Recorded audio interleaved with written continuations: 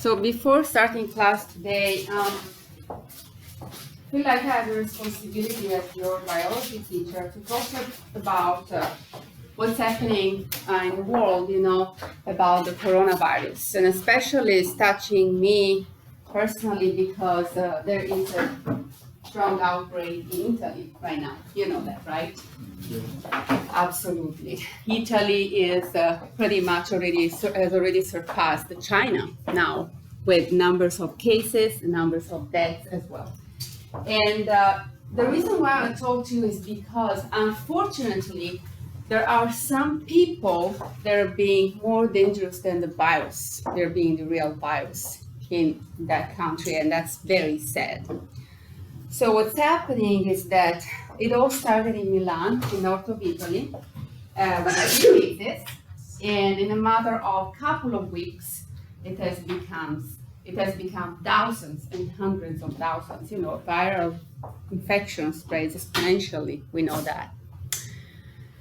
And so, what's happening now is that many people are trying to run away from the red zone, north of Italy, to south of Italy. And that's what's happening. They may not know, they may or may not have the virus because the virus stays in incubation for a couple of weeks before you really get the symptoms. And so, they may be spreading it. And in fact, there are already a few hundred cases in south of Italy. And guess what's going to happen in a couple of weeks? It's going to become thousands and then hundreds of thousands. We already know that is the trend, right? It's already happened. As I speak, thousands of people are infected. They don't know it, okay? And hundreds of thousands as a consequence as well. So it's already happened. It's not that it's going to happen. They're going to show the symptoms in 2 weeks. These thousands and hundreds of thousands of people. So they're already infected, they just don't know it. And of course, I'm starting to get all these things on Facebook, and of course I'm watching the news much more now related to that. And there are young people in south of Italy that think that it's no big deal, and they're going out, having fun, going every night to disco pubs and things like that, and they're not understanding the problem. Now, the problem with coronavirus, it's a very strong flu, basically. And instead of getting to your bronchi, it gets more deeper down, it gets to your lungs. That's what gives you the respiratory syndrome. And if your immune system doesn't fight it first and it gets down there really deep, you need to be intubated, okay? And you can survive it. Most people will be cured if they are intubated and ventilated for some time. Problem is that already the hospitals are full in north of Italy, and to the point that they cannot accept any more people. Okay, so that's the problem. And of course, that's why they should try to contain the spread, okay? Because there's gonna be a point where they're gonna set up camp hospitals, of course, to, accept as many people as possible. But we should try to prevent that so many people get infected. And the message is stay at home. All the schools are shut down already a week ago in Italy. Nobody goes to school, nobody goes to work. Stay at home. The message of every day, every second, every minute on TV, yet there are these young people that say, oh, it's all political, they're trying to do some, well, it's no big deal. And honestly, I've never wished somebody to die. Like, these people should be terminated because they are criminals. They don't understand that they're putting in danger the life of everybody else. Don't you agree with that? So I want to talk to you guys because you're young. And hopefully it's not going to happen here, but it could, okay? If it happens here, everything shuts down. I don't want to scare anybody, but it's happening there, right? So we have to understand other people's mistake and try not to do that, not to get there, right? And as much as the hospital system, the healthcare system is getting congested there, it will happen here too, right? Even more so. I was shocked how the system is in this country.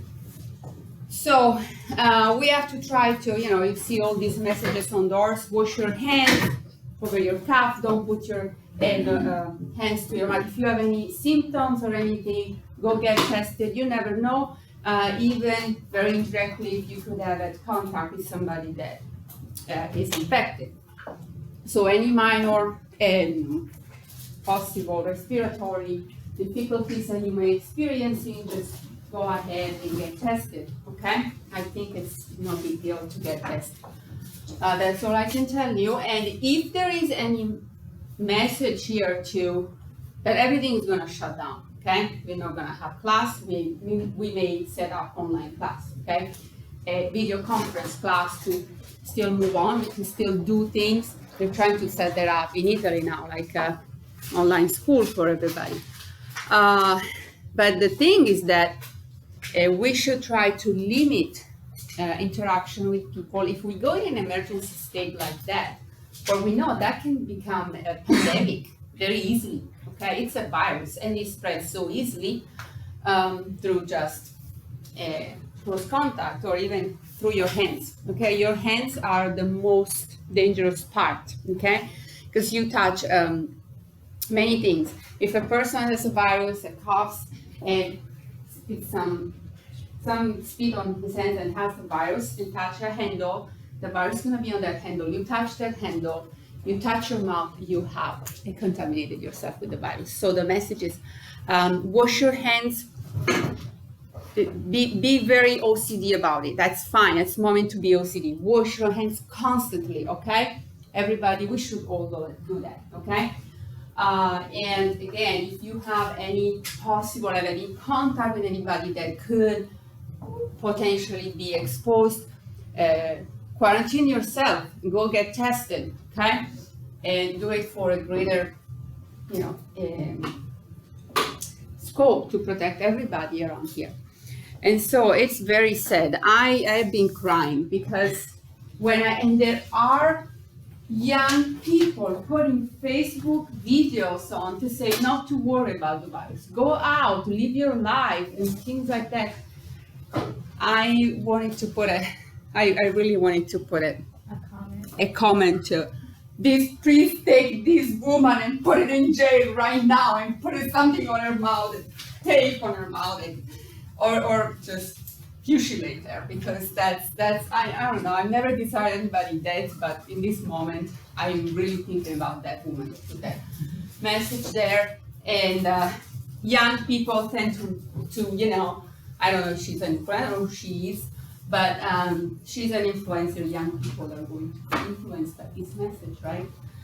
So now the other problem that's happening there that scares me thousands of times more than the virus.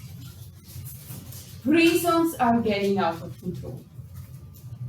Prisoners are escaping from prisons for some reason, because they have all come together. They have blocked the visitations from their relatives, and they went crazy. They are assaulting all the police being kidnapped. Police officers are working prisons. They are escaping prisons. There are already many that have escaped. So I feel that my family is in danger out there because, these dangerous people around. And even going to the store, there should be like just one family member that goes to the store, very targeted, gets the essential, gets home, and stays home with the family. That's the message now, right? And that's what we should do if anything like that happens to us as well. One person goes to the store with a mask on, gets the groceries. As he gets home, disinfects the whole body, gets in the shower right away, hands triple disinfected, and stays home with family. Okay, if any message like that is given out. You follow the directions because it's not about your life. It's about the human species around you. Okay, talking about human species. Okay, and so anyways, this is the situation, and what worries me is that if anybody in my family gets a kid gets a cut on the leg and it's bleeding, goes to the hospital, it cannot be assisted, right? Because the hospitals are full. The people that work in the hospitals are working 24/7. They are tired. There is no place where to accommodate these people. Imagine you cannot use the hospital because it's overwhelmed. So this is what we have to worry about, okay? These things, more even than the virus itself, okay? And talking about the virus, again, the virus only is lethal in like 10 to 15% of the cases, okay? It means that over 100 people that get the virus, 10 or 15 may die, okay? So it's not great lethality of the virus, okay, itself. And, again, for the medical attention that many people will require, it will congest everything. It will congest our life, okay? And so we have to be aware of this, okay, here. If anything happens, we're trying to get ready because we see this could happen in America, okay? It's self-contained here. Now, Italy is such a small country, right? And unfortunately, they have not taken enough measures like here. The reason why the first two people got infected initially, they had contact with the 2 Chinese that were infected. They were traveling from the country where the infection started because they blocked the flights coming from there directly, but they did not block the indirect flights, meaning somebody could have in between flights, could have changed flight. I'm coming from the Chinese region there. I go first to Singapore, then to London, and then from London to Italy. It's lost track. So these people were traveling from there, but not directly. And so that's who brought, there was a couple, which was treated. He went to intensive care and a hospital in Italy, and they are fine now. But they infected another couple, and this couple was unaware, of course. And the husband happened to be a coach. So he went to do his soccer coaching, he went to, and he was a very social person. So between the 2 weeks of incubation, he did a hell of contact, and he spread to many people. And this now, if you look at pictures of Italy, there is a red zone north of Italy, all the cases concentrated there, but it started already in south because many people had tried to escape. And that's stupid also because the health system in north of Italy is much better than south of Italy. So they are actually putting their life more at risk because, number one, the health system is better in north of Italy. Number two, they have already figured out how to handle it, right? They're still handling it right now. It's congested, but they're handling it. Now they're coming to a place where they're not prepared, so there is more risk to die there than staying out, right? These are the stupid people. And this is the situation. I am a little bit upset these days. I'm following the situation, but I see what's happening. I see what's going to happen, and so I'm very worried, and for all the reasons that I told you, more so than my family. I'm more worried that my family gets contracts the virus because I know they are following the directions.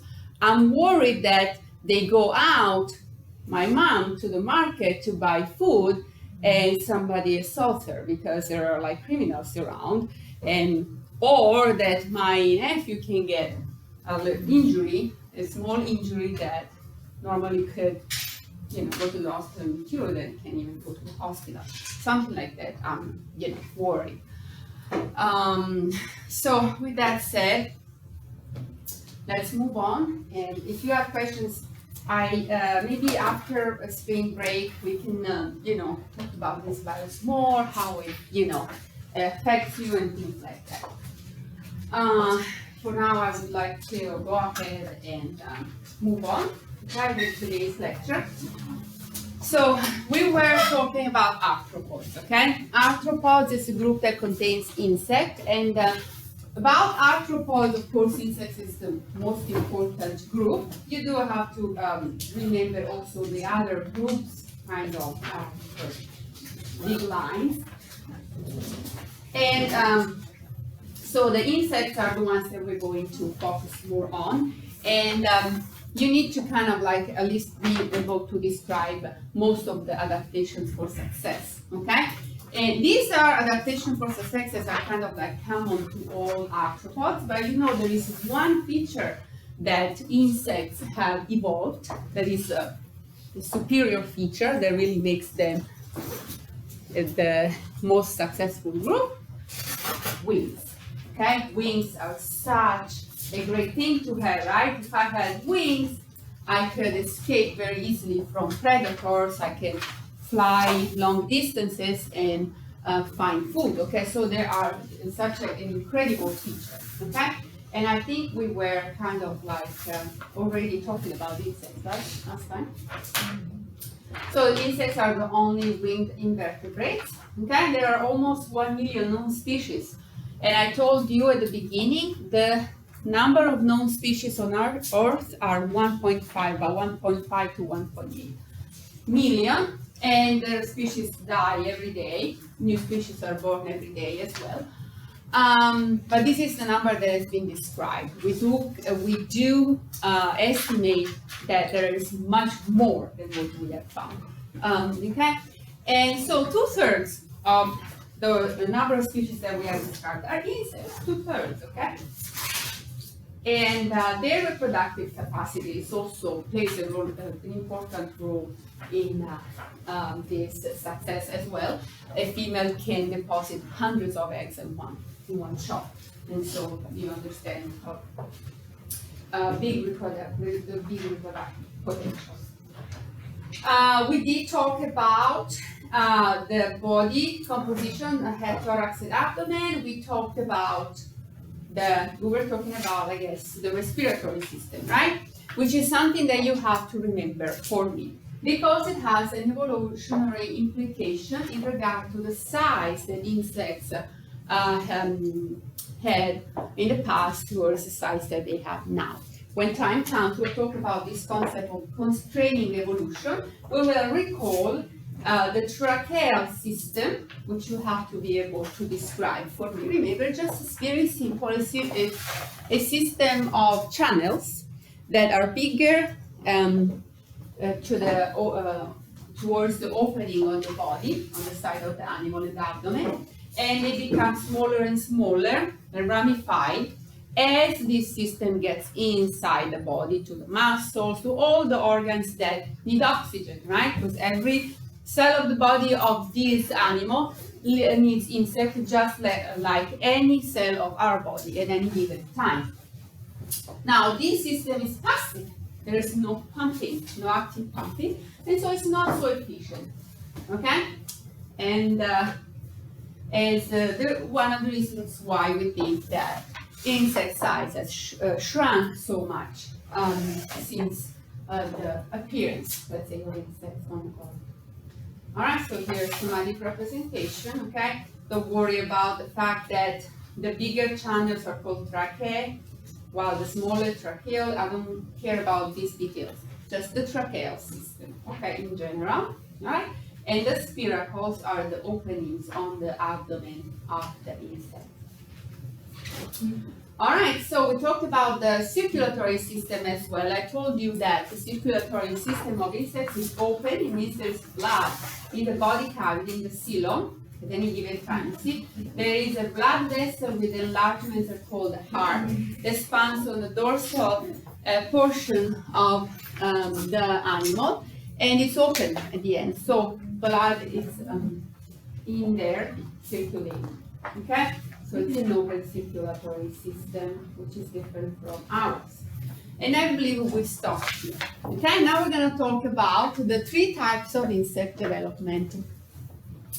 There are really 2 types, and one of these types we can dissect in 2 with differences. The first type is growth and molting. If you have an exoskeleton and you want to grow, this exoskeleton is going to be an impediment to the growth, right? So somehow there must be a system there, and the system is very simple. You can shed the exoskeleton, grow, and rebuild the exoskeleton. That's what happens. So this is known as growth and molting. And in this case, you see the shape of the body composition and structure of the animal doesn't change. It's just a growth, right? This is a smaller version, much smaller version than this one, right?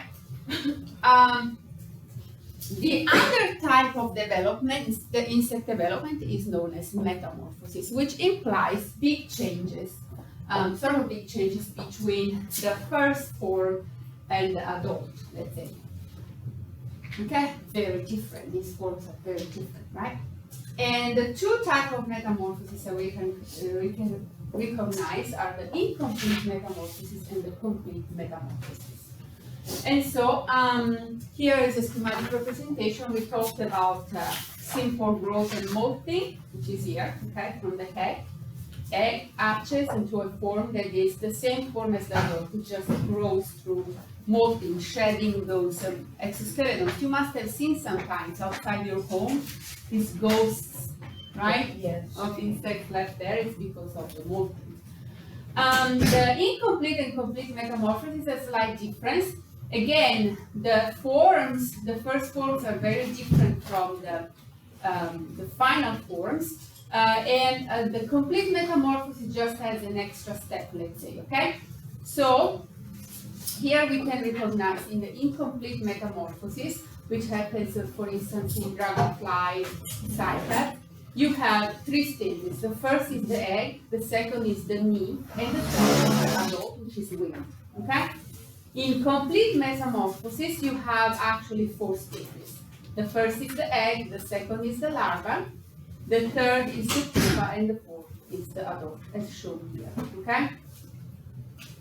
Butterflies, again, just remember butterfly as this kind of metamorphosis.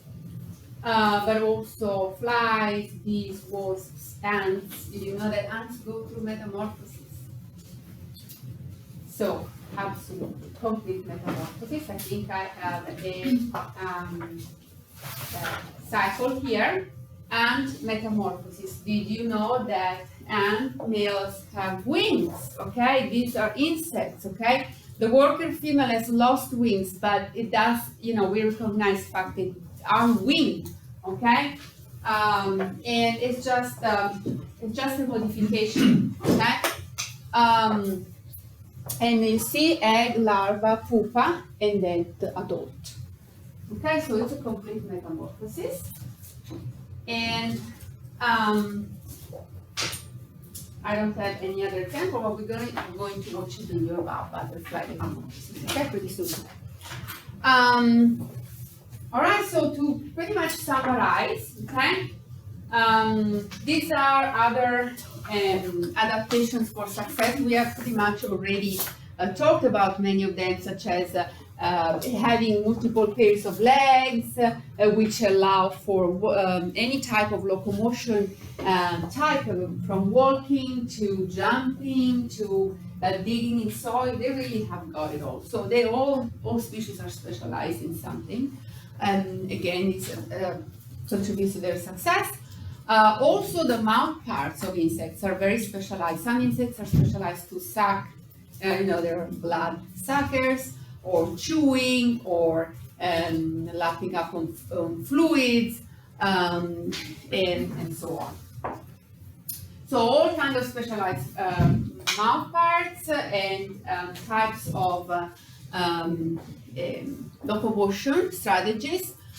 And of course, most adult insects have 1 or 2 pairs of wings. This is the element of success, really the one that we believe is brought this enormous insect success. All right, so we talked about all the others already that belong to all the arthropods as well. The other thing that I wanted to mention is the capability of many insect species to camouflage or mimicry or mimic other species. So camouflage refers to blending into the environment, okay? But in a way, camouflage is also a way of mimicry, because I can say that these insects, and you can barely perceive it's there, looks like a leaf, right? It's trying to imitate the leaf, okay? But the difference here is that while this one is imitating the environment, whatever it's on, to blend in, to hide. In this one is trying to scare away predators, to look somebody that is scary, in fact, okay? It's trying to mimic somebody that is scary, and so maybe predators will stay away. Okay, so blending in the environment or resembling some species that will keep predators away, okay? Strategies of success, again, avoid predation, it's all about that. Okay, so I have some videos on camouflage, but I'm gonna just play the one on metamorphosis. Feel free to go ahead and watch these other videos that I post here. Interesting for you.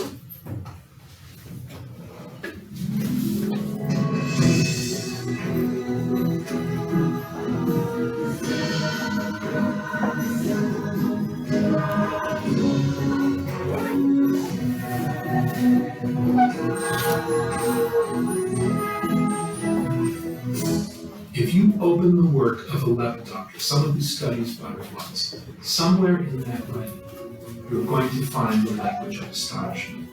Every one of these 20,000 species, they have different color patterns, and every one of them has different shaped wings. The diversity is just so magnificent. As you watch a butterfly, to describe what you're looking at, you can't really put it into words. That's biology, it's also magic.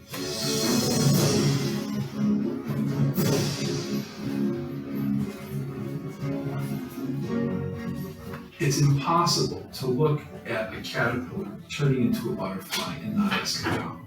Their metamorphosis, their life cycle, how did this happen? This astonishing, remarkable transformation.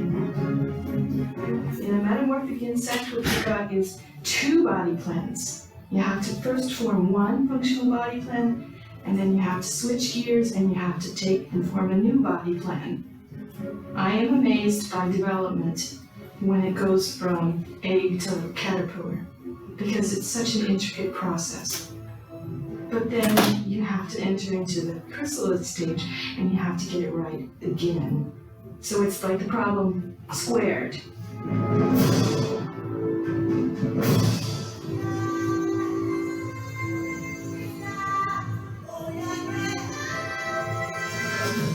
You've got to get rid of or digest the caterpillar tissues. They won't work for the adult. In fact, the cells themselves disappear, but then their components are recycled and are turned into a kind of soup out of which the adult structures will be built. It's very carefully engineered. So you've got to know where you're going to end up before you start.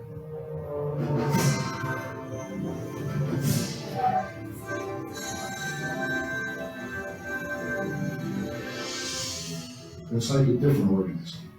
Transitions have to take place in the heart. Transitions have to take place in the antennae. Transitions have to take place in the reproductive organs.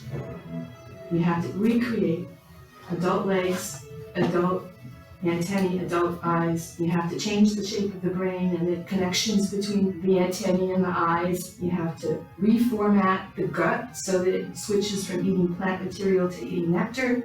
You begin to see the depths of the problem. So for evolution to have created this sort of pathway gradually, it would take a miracle.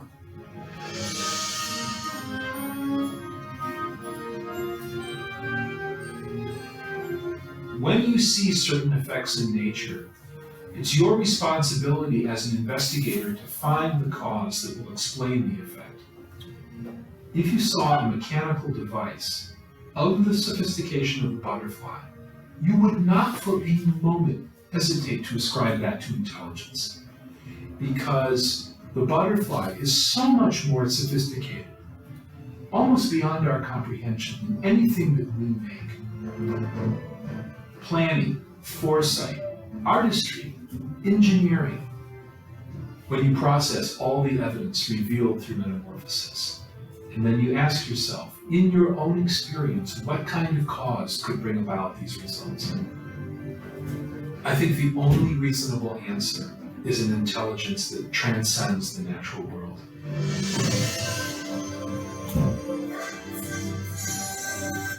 So they're still trying to figure out how metamorphosis happens. There is melting of the entire body, and all the cells melt and becomes a soup of like organic components, and the body of the butterfly is rebuilt from those. And so that's incredible and very, very difficult to understand as well. Okay, so again, some organisms that have a secret there. Maybe again, if we understand these mechanisms, we could apply to regeneration of our organs or tissues as well. Okay, so very briefly, we're going to touch on echinoderms or echinodermata, which are basically the sea stars, but also sea urchins or sand dollars, these kind of animals. Now, for this kind of animals, somehow reverse to a different type of symmetry. Remember, we are bilateral, starting after the cnidarians.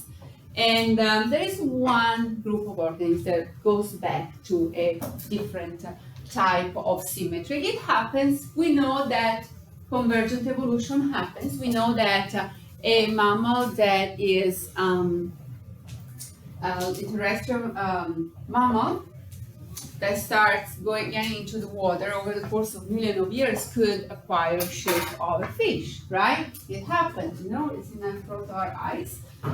Here happens regarding a body symmetry, okay? No big deal. But there is one thing I want to show you. Although the adult forms, this phylum goes through a larval stage, and the adult form has a radial symmetry. If you look at, these are the groups. If you look at the larva, has bilateral symmetry. I can put a plane here, okay? So there is that memory that we are bilateral here, okay? It's just the adult form that goes back to a radial symmetry. And in that radial symmetry, by the way, that echinodermata have, you can see some, even in the adult form, in regard to internal organs, some elements of bilateral symmetry. So definitely we know that this is a phenomenon of convergent evolution, if you will, okay? And so this is a structure of a star. We talk about oral and aboral. Oral is where the mouth is, aboral is where the anus is.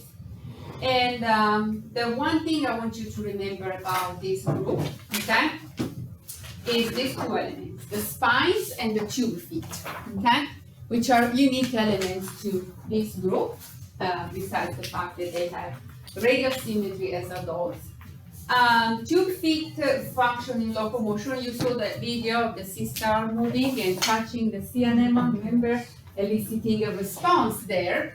The sea anemone even detaches and goes somewhere else. So function in locomotion through those tube feet, and in feeding and in respiration as well. Okay? The spines are calcified and give rigidity to the body of the animal. That's it. That's all I'm going to tell you about echinoderms or echinodermata. Okay, remember who they are as well. Starfish, sea urchins, and all of these kind of animals. All right, we're done.